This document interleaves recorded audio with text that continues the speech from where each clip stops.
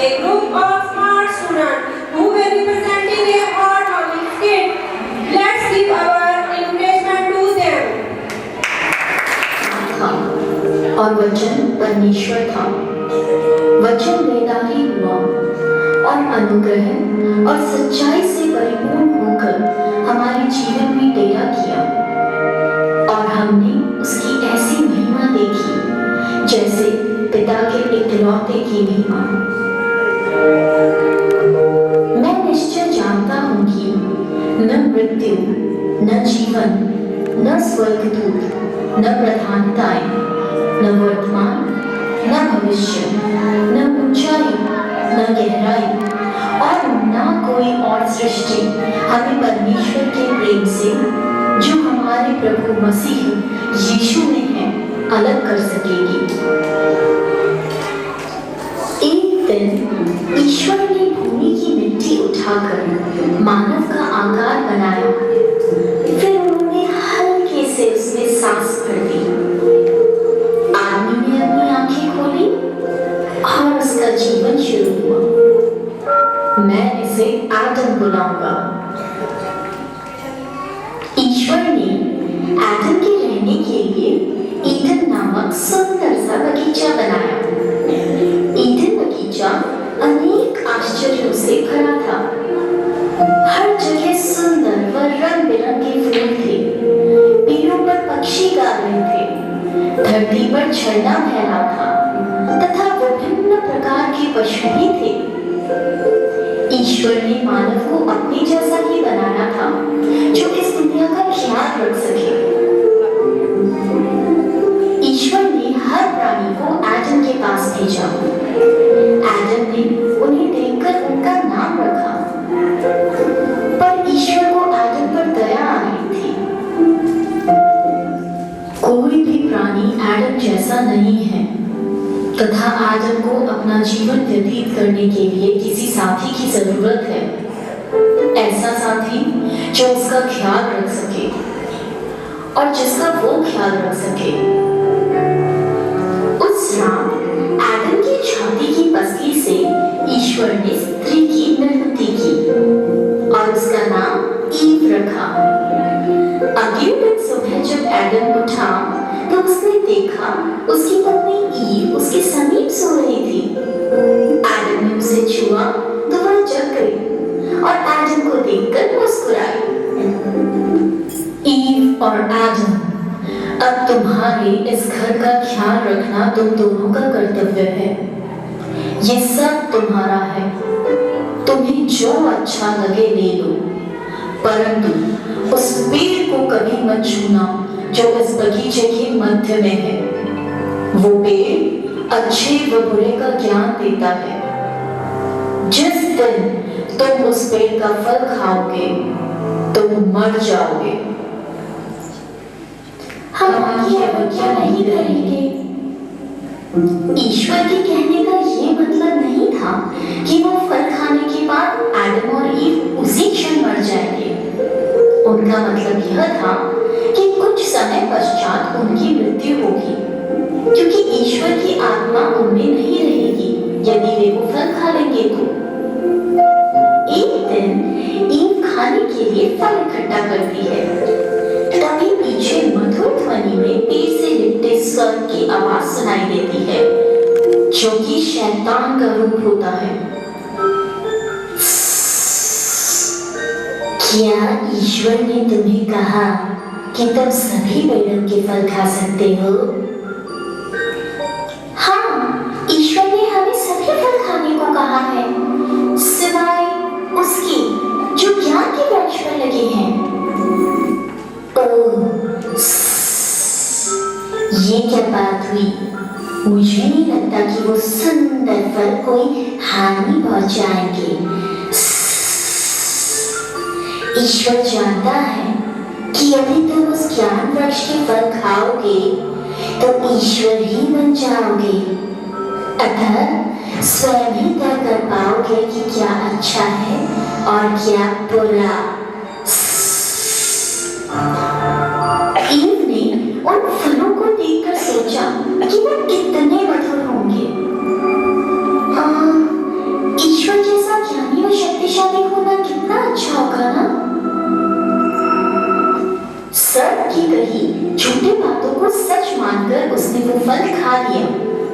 उसे अपने पेट में कुछ अजीब सा अनुभव हो रहा था। उसका मन चंचल हो गया। वो समझ नहीं पा रही थी कि उसे क्या हो रहा है। ओह, आह, आह, मेरे पेट में बहुत दर्द हो रहा है।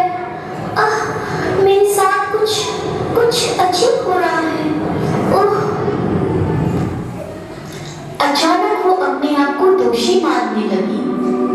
उसने ईश्वर की आज्ञा की अवहेलना की थी। वह जान गई थी कि उसने कुछ गलत किया है। उसने जल्दी से 2-4 फल और तोड़े और एडम के पास ले गई। एडम, एडम, ये फल खाकर तो देखो। हाँ ठीक है, मैं अभी खाता हूँ। दोनों फल खाकर उदास सन्नाटे में बैठ गए। फल खाने के बाद एडम और ईव में बदलाव आ गए।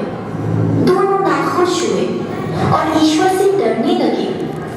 उन्होंने सुना ईश्वर उन्हें पुकार रहे हैं। तब वह ईश्वर से छिपने लगे। चलो चलते हैं। हाँ, हमें ईश्वर से छुपना ही होगा।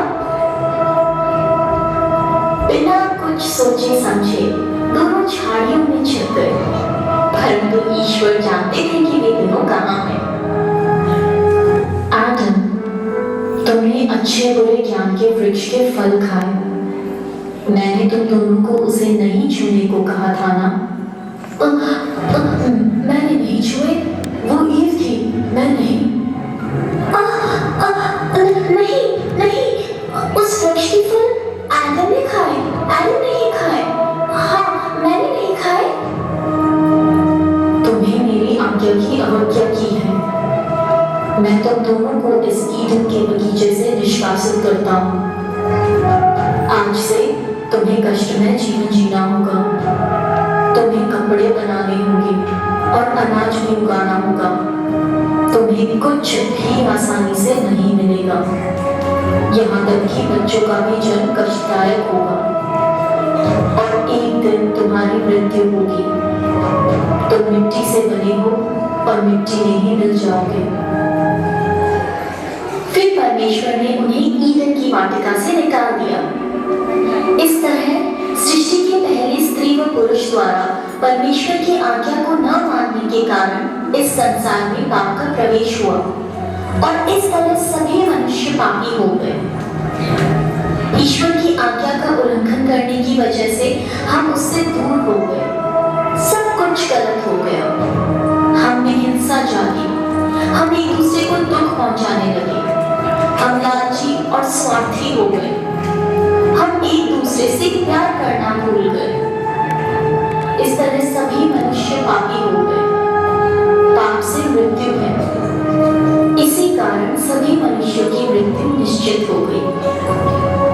परंतु ईश्वर अपने बनाए हुए मनुष्य से प्रेम करता है और वे हमसे इतना प्यार करते हैं कि हमें वो उनकी ओर वापस ले जाना चाहते हैं। इसी कारण मनुष्य को उनकी पापी दशा से मुक्ति करवाने के लिए ईश्वर ने अपने सभी भक्तों को यह वचन दिया कि वह संसार से पाप को दूर करने के लिए संसार में मुक्तिदाता को भेजेंगे और उन्होंने अपने बेटे को भेजा जिसका नाम था यीशु। मैं स्वयं संसार से तुम्हारी मुक्ति करवाने हेतु इस संसार में जन्म लूंगा। अतः जिस समय मैं जन्म लूंगा तब अंधेरी रात में एक तारा सबसे तेज चमकेगा। तब तुम समझ जाना कि परमेश्वर के अवतार का जन्म हो चुका है। और उसका विवाह यूसुफ नामक युवक से तय हुआ था। ईश्वर ने एक रात गैब्रियल नामक देवदूत को मरियम के पास भेजा। हे पवित्र देवी, तुम बहुत ही भाग्यशाली हो और तुम्हें साक्षात ईश्वर से आशीर्वाद प्राप्त हुआ है। पवित्र आत्मा की शक्ति से आप गर्भ धारण करोगी। आप एक पुत्र को जन्म दोगी जो साक्षात परमेश्वर का अंश होंगे। उनका नाम यीशु रखिएगा। वे बहुत महान होंगे और ईश्वर के पुत्र कहलाएंगे। वे राजा होंगे और उनके राज्य का कभी अंत नहीं होगा। मैं इस अचानक आई खबर से परेशान हूँ। जैसा आप कह रहे हैं वो कैसे होगा? मैं अभी कुंवारी हूँ, परंतु मुझे ईश्वर पर भरोसा है।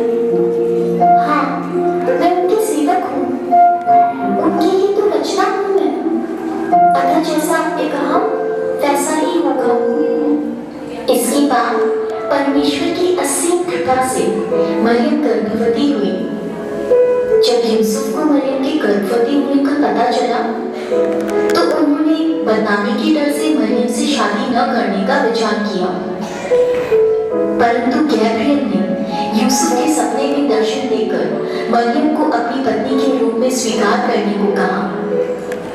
यूसुफ, मरियम पवित्र आत्मा की ओर से गर्भवती है, उसे अपनाने में संकोच न करो। यदि परमेश्वर की यही इच्छा है तो मुझे मरियम से शादी करने में कोई आपत्ति नहीं है।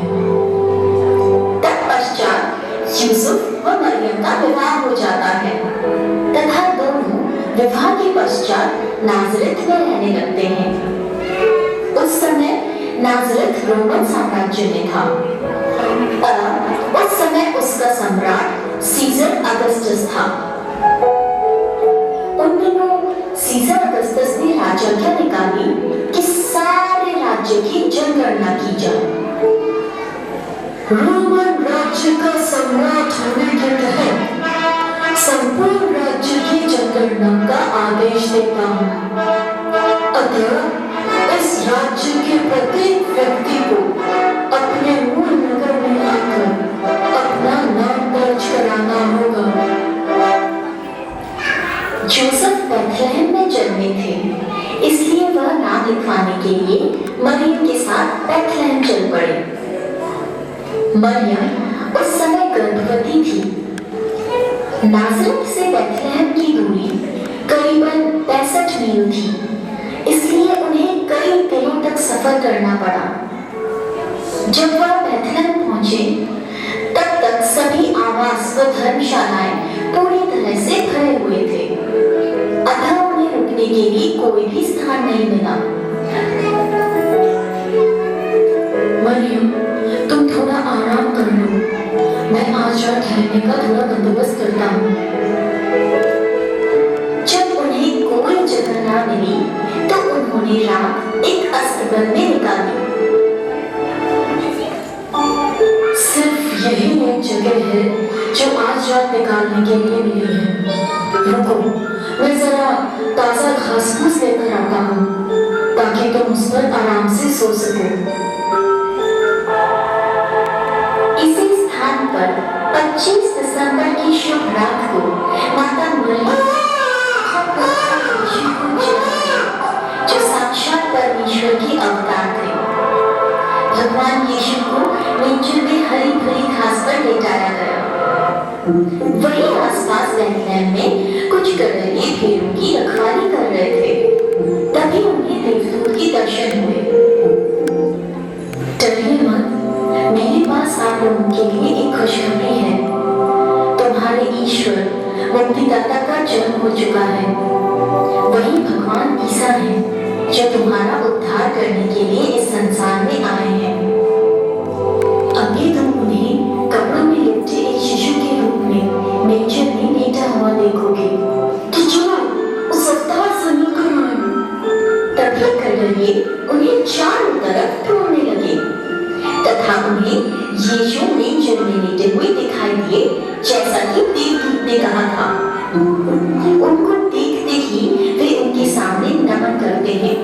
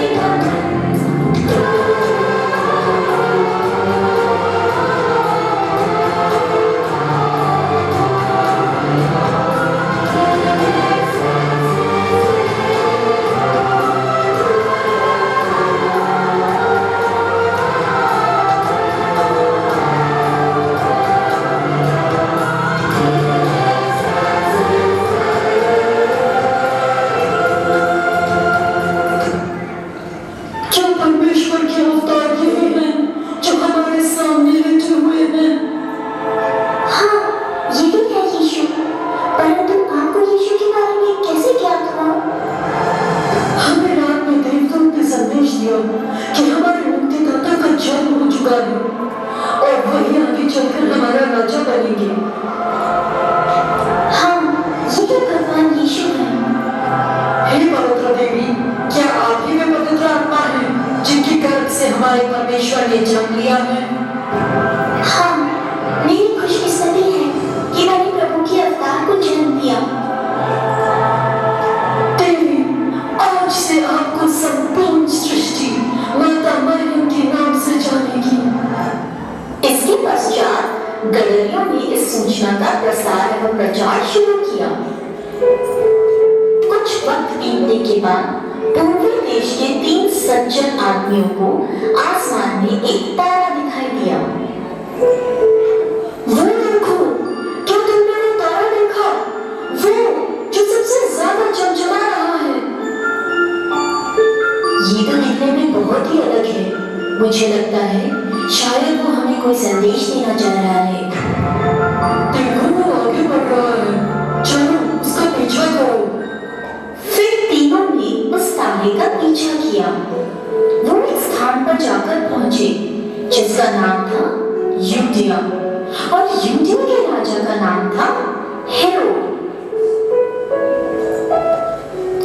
मैंने सुना है एक नए राजा का जन्म हुआ है। मैं उन्हें देखना चाहता हूँ। अगली बार जब आप यहाँ से गुजरे तब मुझे जरूर बताएं कि वह कहाँ है। जैसी आपकी आज्ञा, हम जरूर बताएंगे कि वह राजा कहाँ है। और वे तारे का पीछा करते हुए चल पड़े और अस्तबल तक पहुंचे, और वहां पहुंचने के बाद वह तारा गायब हो गया। उन तीनों सज्जन व्यक्तियों ने प्रभु यीशु को कपड़ों में लिपटा हुआ मेंजर में सोया हुआ पाया और वे खुशी से चहक उठे। ये हमारे नए राजा हैं। उन्होंने यीशु के आगे शीश झुकाया और नमन किया, और साथ ही बहुत से उपहार भी दिए। जिस समय वे तीनों सो रहे थे तब सपने में उन्हें देवदूत के दर्शन हुए। राजा हेरोद के पास मत जाना, उससे मुलाकात मत करना। अगले दिन उन्होंने घर जाने के लिए दूसरा रास्ता चुना। हेरोद ने उन्हें झूठ बोला था कि वे उन्हें पूजना चाहते हैं। असलियत में हेरोद को अपना पद खो जाने का भय सताने लगा था। उस नए अवतार से मुझे डर है, कहीं वो मेरी जगह लेके यूदिया का राजा ना बन जाए। लेकिन हेरोद को यह बात पता नहीं थी कि प्रभु यीशु इस पूरे संसार का राजा बनेंगे, ना कि सिर्फ यूदिया का राजा। वे धर्म के राजा बनेंगे। और हेरोद उन तीनों सज्जनों का इंतजार करने लगा। उनकी इतनी हिम्मत, न ही वो लौटे और न ही ये बताया कि वह अवतार है कहाँ।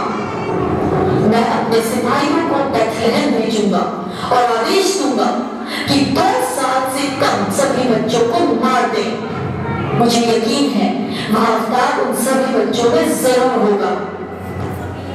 रात में देवदूत यूसुफ के सामने प्रकट हुए।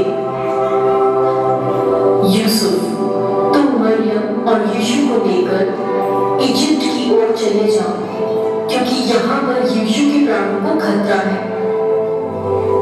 जैसे परमेश्वर की इच्छा। और यूसुफ दोनों को लेकर उस राज्य से दूर चले गए, हेरोद से दूर। जैसे जैसे समय बीतने लगा, यीशु के बड़े होने के साथ साथ लोगों में उनकी चर्चाएं बढ़ने लगी।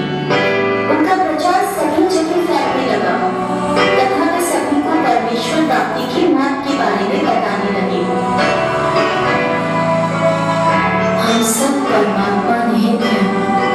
हम सब उस एक परमेश्वर के अंश हैं तथा ये संपूर्ण संसार उस परमेश्वर के अधीन है। ईश्वर जो केवल एक है, साक्षात प्रेम रूप है। इंसान को क्रोध में बदला नहीं लेना चाहिए, साथ ही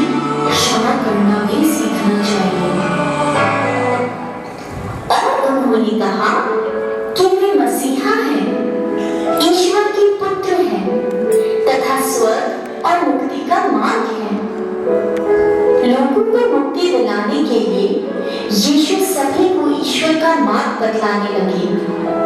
उनकी ख्याति दिन प्रतिदिन बढ़ने लगी। यीशु ने मानवता का उद्धार करने और परमेश्वर के पास जाने के कई मार्ग बताए, जैसे कि प्रेम, जैसे मैंने तुमसे प्रेम किया है वैसे ही तुम भी एक दूसरे से प्रेम रखो। क्षमा, इंसान को क्रोध में बदला नहीं लेना चाहिए और क्षमा करना सीखना चाहिए। सेवा, मनुष्य को एक दूसरे की सेवा करनी चाहिए, यही सच्ची सेवा है। स्वार्थ भावना का त्याग करना चाहिए। कृपा, कृपा और सच्चाई अलग नहीं है, अतः इसको अपने से अलग मत करो। विश्वास, यदि तुम्हारा विश्वास राय के दाने के बराबर भी है तो तुम इस पहाड़ से कह सकोगे कि वो यहाँ से सरककर वहां चला जाए और वो चला जाएगा और कोई बात तुम्हारे लिए अनहोनी नहीं होगी। विनम्रता, प्रभु के सामने जो झुकता है वह सबको अच्छा लगता है, लेकिन जो सबके सामने झुकता है वह प्रभु को अच्छा लगता है। ईसा मसीह का पूरा जीवन प्रेम, भाईचारा और सद्भाव की मिसाल है। उन्होंने इंसान को मानवता का पाठ पढ़ाया, आपस में नफरत की जगह प्रेम का संदेश दिया